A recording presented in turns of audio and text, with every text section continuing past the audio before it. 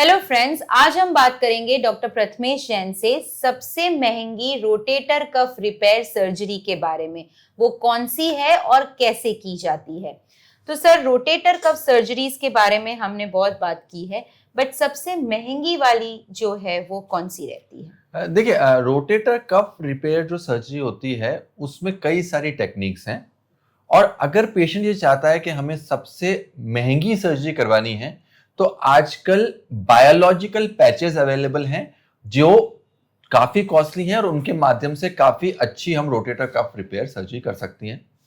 अब यह पैचेस का यूज करना या इनका प्रयोग करना हर पेशेंट्स में कंपलसरी नहीं है, परंतु जिन पेशेंट्स में कॉस्ट कंस्ट्रेंट नहीं है, जिन पेशेंट को ऐसा है कि हमें कॉस्ट का कोई फर्क नहीं पड़ता है, हमें बेस्ट पॉसिबल ट्रीटमेंट चाहिए, उन पेशेंट्स के लिए हम बायोलॉजिकल पैच ऑगमेंटेशन सर्जरी जो है वह कर सकते हैं।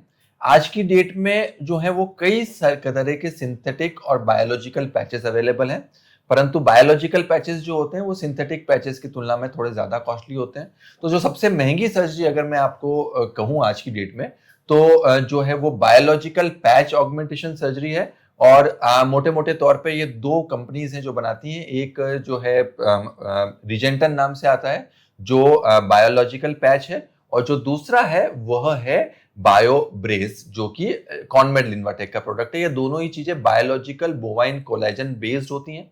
यह पैचेस को प्रयोग करने से हमारे रोटेटर कफ की हीलिंग बेहतर हो जाती है और उनकी जो स्ट्रेंथ है वह स्ट्रेंथ ऑफ हीलिंग या स्ट्रेंथ ऑफ रिपेयर भी बेहतर हो जाती है। तो यह जो है सबसे कॉस्टली, सबसे महंगी तकनीकें हैं जिसके द्वारा रोटेटर कफ रिपेयर सर्जरी की जा सकती है।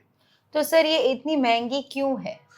इसमें जो इसकी जो टेक्नोलॉजी है वो टेक्नोलॉजी बहुत स्पेसिफिक है, स्पेसिफिक तकनीक से इसको बनाया जाता है और यह बायोलॉजिकल होता है। मतलब तो ये एक जो बॉडी पार्ट्स होते हैं बेसिकली बोवाइन कोलेजन होता है, उस बोवाइन कोलेजन से यह बनाया जाता है, तो इसके कारण से इसका कॉस्ट अधिक होता है।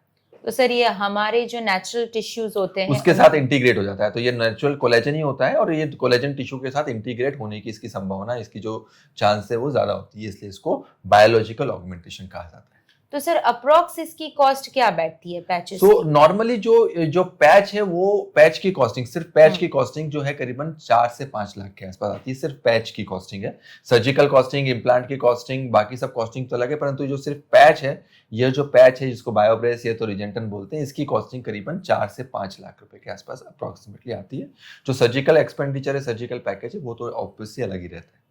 तो जो स्टैंडर्ड रोटेटर कफ रिपेयर करते हैं उसके ऊपर ये पैच यूज होते तो हैं? ये जो सर्जरी है ये एक एड ऑन सर्जरी है।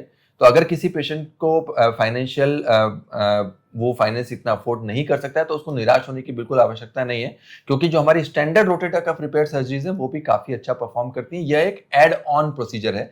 स्टैंडर्ड रोटेटर कफ रिपेयर के ऊपर या उसके साथ एक्स्ट्रा किया जाने वाला, उसको ऑगमेंट करने वाला ये प्रोसीजर है।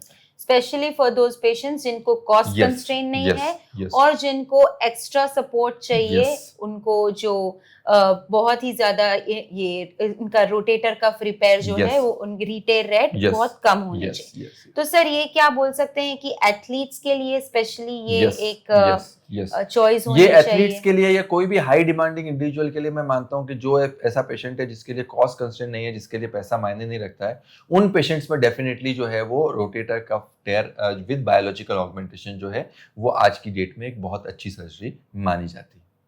और सर, इसके कोई इन्फेक्शन के चांसेस? देखिए, ये बायोलॉजिकल पैच है, आमतौर पे इन पे स्टडीज हुई हैं, बहुत लंबा फॉलोअप हमारे पास अवेलेबल है, परंतु क्योंकि बायोलॉजिकल टिश्यू है तो 1% चांसेस ऑफ टिश्यू रिएक्शन रहता है। वो यूजुअली ये टिश्यू रिएक्शन अराउंड 6 से 8 हफ्ते के आसपास आ सकता है।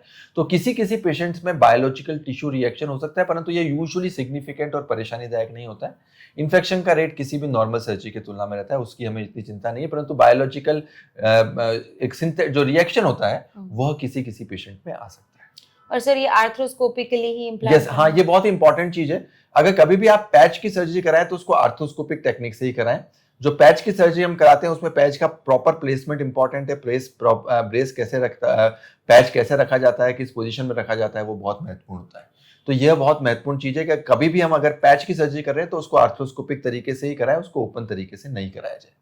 और सर रिहैबिलिटेशन में रिहैबिलिटेशन फास्ट हो जाता है। जब भी हम पैच का प्रयोग करते हैं, सर्जरीज क्विकर होती हैं, फास्टर होती हैं और आपको रिकवरी भी काफी अच्छी मिलती है।